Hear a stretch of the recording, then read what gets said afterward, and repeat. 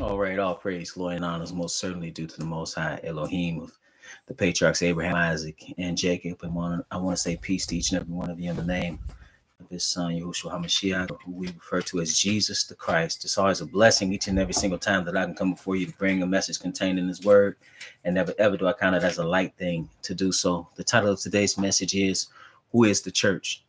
Who is the church? This is a basic Bible.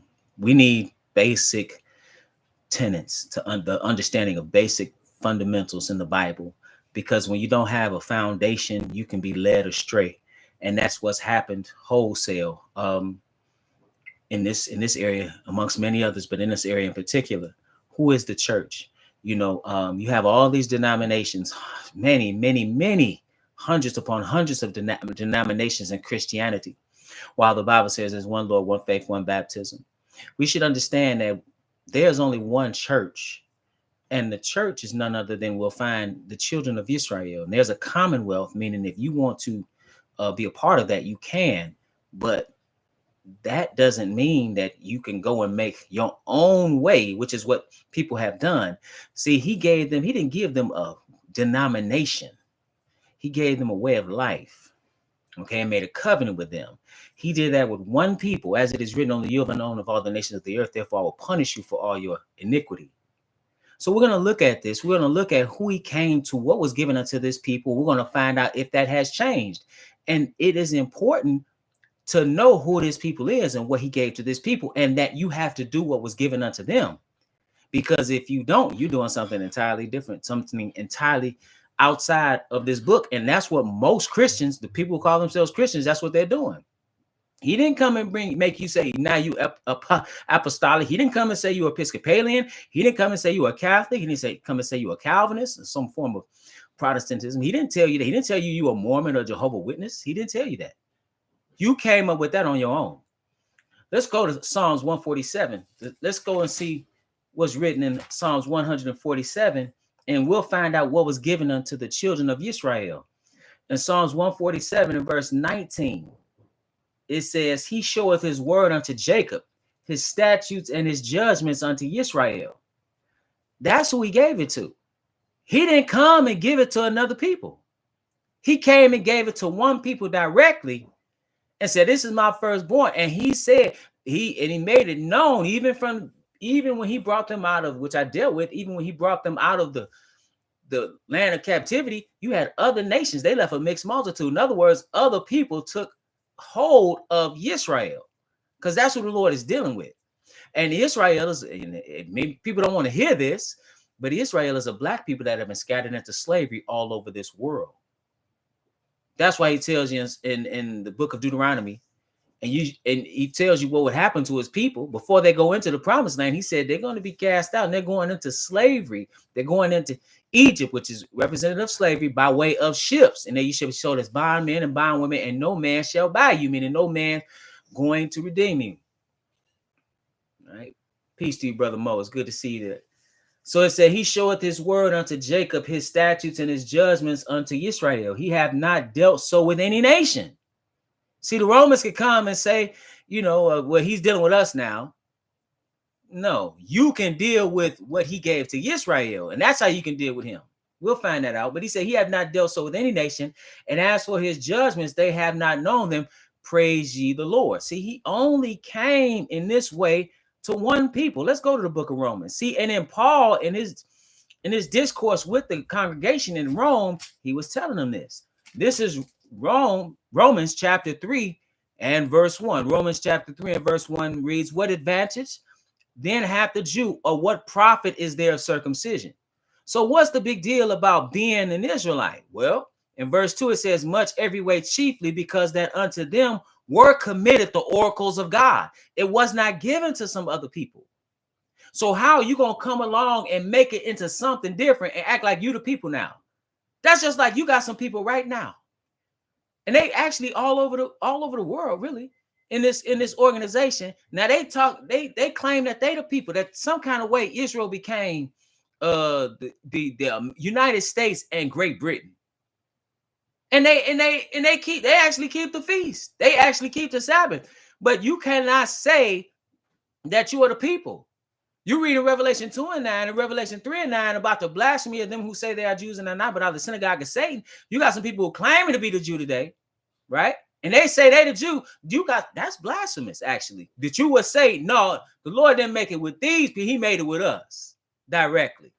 No, you can only be a part of what he made with some other people, you are not the people. There's no way in the world that you could read this text, read history, and then come up with the notion that some kind of way Israel is America and Great Britain. You have lost your mind.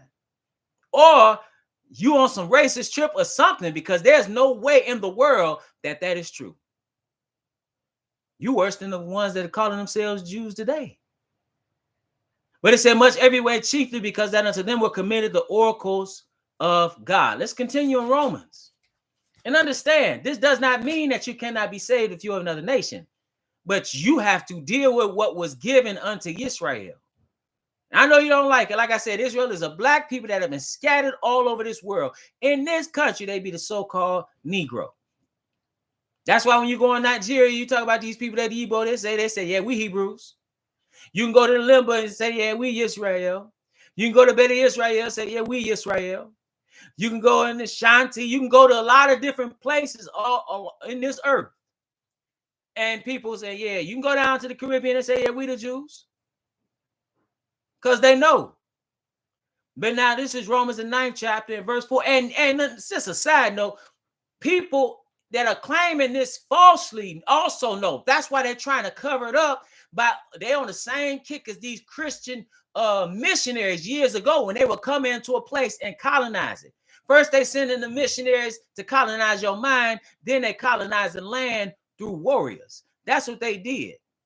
Well, what they're trying to do right now, because what's about to happen in this earth, you cannot stop.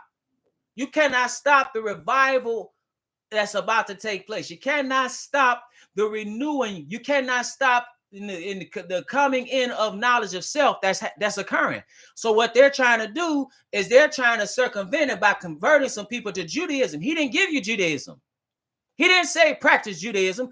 They were Yahudim, they were Yisrael, they were Jews, and that's only one tribe, by the way. They were that because they were born in that lineage. For example, Yehoshua or Jesus was a Jew, not because he practiced Judaism. He was a Jew because he was of the tribe of Judah. And see, once people are coming into that realization, now you say, wait a minute, if that's the case, if these are the people here, you couldn't possibly be the people. See, you got some people perpetrating a fraud, which is also adding to the misunderstanding. In addition to some Europeans in a very paternalistic way have come and co-opted everything and said, we the people, we the church, and this is what you should do. It gave you a whole bunch of nonsense based on false doctrine, based on paganism, based on their culture. And then you got some other people who were converted years ago, but now they're saying they are the actual people. This is what you got going on in the earth. And then the true people, they steeped in sin. They don't know because they lost knowledge of self. They, as it's written, you serving gods of wood and stone. That's what we're doing as a people. But we're going to come out of that. And really, we're going to come out of it, and there's nothing you can do about it. That's the beautiful thing. We're going to come into knowledge of self, and there's nothing you can do about it. Except either get with that program and deal with what he gave unto his people, or face the eternal consequences. But now this is Romans 9 and verse 4. Because he tells you who the people are. He says, I'm going to pick it up at verse 3. Because here Paul had a desire similar to what Moshe or Moses had. So he says, For I could wish that myself were accursed from Christ for my brethren, my kinsmen according to the flesh. Like Moshe said, blot me out of the book which thou hast written. But it doesn't work like that. Everybody gonna have to give an account for what they've done. But notice what he said, who he came from. He said, who are Israelites, to whom pertaineth the adoption and the glory and the covenants and the giving of the law and the service of God and the promises that was given unto one people. It wasn't given directly to all these other people. But there is a commonwealth there. I'm making this point because if you gonna deal in the arrogance of thinking that you are the actual people when you are not, and circumvent what he gave, you're going to find yourself in a heap of trouble. Just notice what he said, what Yehoshua Jesus had to say to this Samaritan woman at the well. So now this Samaritan woman, which the Samaritans are some people that were placed in the land after the 10 tribes sinned or cast into slavery. Okay, they went in, they were dispersed, they went into the diaspora. All right, and that's where they are unto this day. That's why when you look at some of the history of these people, like I mentioned in Limba, they will tell you through their oral traditions that they are part of a people that went into this captivity of these 10 tribes. That's one example. But now he says here, it says, and John records in the 4th chapter in verse 20, when he told her about herself, she said, I perceive that thou art a prophet. Then she says, our fathers worshipped in this mountain. That's just like, but you are Samaritan. You are some people who were placed in that land. Now, the people that were placed in that land, if you read it, it says that he was sending lions amongst them. They were eating them. And so in order to stop that, they had to get one of the Levite priests to show them how to stay in that land so they wouldn't be destroyed, how you have to live in that land. Israel sinned and were cast out. We're gonna deal with that in a bit. But then you could start thinking, you be in a place so long, you could start thinking that maybe perhaps you are the people. But that's not the case. You can't just make yourself the people. And there's one thing about it. Everybody wants the blessing and be the people, right? Because it's like now the evangelicals, they love the so-called Jew today. And they will talk, they talk big and bad about supporting them, but they're not the actual people historically. So now, like I said, you want that, but do you want the curses? See, they don't fit the curses. What they say, what happened in Germany or Poland in these places, right? During World War II, as bad as that was, that doesn't fit the curses. You know what fit the curses? Slave ships. You know what fit the curses? Being sold on auction blocks. He said, as bond men and bond women, slave men and slave women. You know what fit the curses? Going in the diaspora, into slavery, not going in the diaspora, not going to live in different places on your own will, not going and living in the midst of your enemies and being the most powerful, not going and running the banking institutions, not going and running media, not going and running it. If somebody says something about you, then even if it's a legitimate critique, you got so much power that you could say, cancel them, demonetize them, get rid of them, and they're gone. That don't fit the curses that fell on his people. Matter of fact, another way, and just in addition to you being the middleman of slavery, it is written, cursed that every man that hangeth on a tree. When you look at the so-called Negro in this country who has been hanging on trees, we bear the curse. We bear the marks over people that is cursed. How so? We were the ones that were hanged on trees, bearing the curse, because he said, curses for disobedience, curse in the city, curse in the field, curse to be the basket of the store and the fruit of that womb. Right? So you be cursed, your children be cursed. You're going to be cursed wherever you at. Your children are going to be sold, your wives will be raped, and you will be sold into slavery by way of slave ships. Did this not happen unto us? Yes, it did.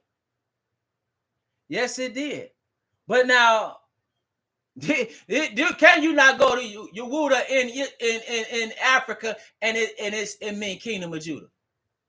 And there you can find a place of no return where all these Hebrews went into slavery. Did not his people go into the interior of Africa after 70 AD? They didn't go up into Europe. They went into the interior of Africa. Some black Hebrews, because that's who they are. They were black. Okay, so I'm just saying that as an identifying marker. Not all black people, but a particular black people. They were sold by some other black people who are not of their lineage, mainly. But now, let's pick it up at verse 21. He said, Jesus said unto her, woman, believe me, the hour cometh when you shall neither in this mountain nor yet at Jerusalem worship the Father. Now, notice what he said here. He said, ye worship, you know not what. We know what we worship, for salvation is of the Jews. You have to do what was given to Israel. You can't come up with your own thing. And that is what Paul is warning you here. Because when you're coming up with your own thing, you know what you're saying? We the church. And I don't believe it a coincidence that he gave this message to Rome. Because when you look at what came out of Rome, you got some people who claiming they are the church. You got some people, now we just read salvation is of the Jews. You got some people, an organization in particular, that comes out of Rome, particularly Vatican City, that says you cannot have salvation any other way but through them. We're going to find out who they are. Really, biblically, we'll find out who they are. But nevertheless, it says in Romans, the 11th chapter, in verse 11, he talks about those that were grafted in. And that's the other nations. He says, I say then, have they stumbled that they should fall? God forbid, but rather through their fall, salvation is come unto the Gentiles for to provoke them to jealousy. The them is Israel. When we fail some other people, it actually opened the door for some other people. Not to be Israel, not to be his chosen people, but to take hold of the covenant, to take hold of the commonwealth. Yes, but you are not literally his people. You are taking hold of something. You are grafted in, which is what he's saying. Now, he said, now if the fall of them be the riches of the world and the diminishing of them the riches of the Gentiles, how much more their fullness? See, their fullness is going to come. That's what you need to realize. See, it doesn't matter what it looks like right now. We're destroyed as a people right now. We're in destitution right now. We're in spiritual darkness right now. We're like dry bones in the valley right now, but we are going to be redeemed in due time. It's not going to look like you think it's going to look. You look at those people over there now like they're the people. You're going for a rude awakening. But then they would skip down to verse 21. He said, and he's giving a warning here to Rome. He said, for if God spared not the natural branches, take heed lest he also spare not thee. He said, don't believe. Listen, if he would do what he did to his own, what do you think he'd do to you? But see, many don't take heed to that one. He swore with great implications, if thou continue in his goodness. Otherwise, thou also shall be cut off. He said, and they also, if they abide not still in unbelief, shall be grafted in, for God is able to graft them in again. He said, for now, people, you know, you got some Israelites who say that's talking about some other Israelites, or they just ignore this altogether. It can't be talking about some other Israelites, because it just simply cannot. He said, for if thou wert cut off of the olive tree, which is wild by nature, and were grafted contrary to nature into a good olive tree, how much more shall these, which be the natural branches, be grafted in their own olive tree? Right? Then he goes on to say, for I would not, brethren, that ye should be ignorant of this mystery, lest ye should be wise in your own conceits, that blindness in part has happened to Israel, until the fullness of the Gentiles be come in. And see, then when that happens, then you're going to see a redeemed people. Because that's one of the reasons that the Mashiach is coming back, to redeem his people. Just like he delivered them out of Egypt, he's going to gather them out of the nations in which they've been scattered from the north, south, east, and west. He's going to bring them into the bond of the covenant. He's going to bring them into the wilderness once again.